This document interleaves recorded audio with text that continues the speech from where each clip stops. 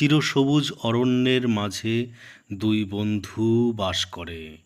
দুই বন্ধু একে অপরের ভীষণ প্রিয়। তারা কোথাও আলাদা করে যায় না, নিজেরা একসাথে থাকে, একসাথে কথা বলে। তারা একটু অ্যাডভেঞ্চারে যাবে কিছু ফল নিয়ে, রাস্তায় যাতে খাবারের অভাব না হয়। তারা একে অপরকে সাহায্য করে সমস্ত বাধা অতিক্রম করে একসাথে চলতে লাগলো। পথে যেতে যেতে তারা রঙিন ফুল এবং গান গাওয়া পাখি ভরা একটি সুন্দর তৃণভূমি দেখল। একটু ভেলা চড়ার শখ হলো। তার বন্ধু এটা দেখে মজা নিচ্ছে। ওই দেখো বন্ধু, দূরে গ্রাম দেখা যাচ্ছে। বাহ, গ্রামটা কি সুন্দর গো! আসুন আমাদের গ্রামে আসুন, ভালো লাগবে আপনাদের। গ্রামে আমরা সবাই সবাইকে সাহায্য করি, সবাই খাবার ভাগ করে খাই আমরা। চুটকে গ্রামবাসীদের সাহায্য করা যাক।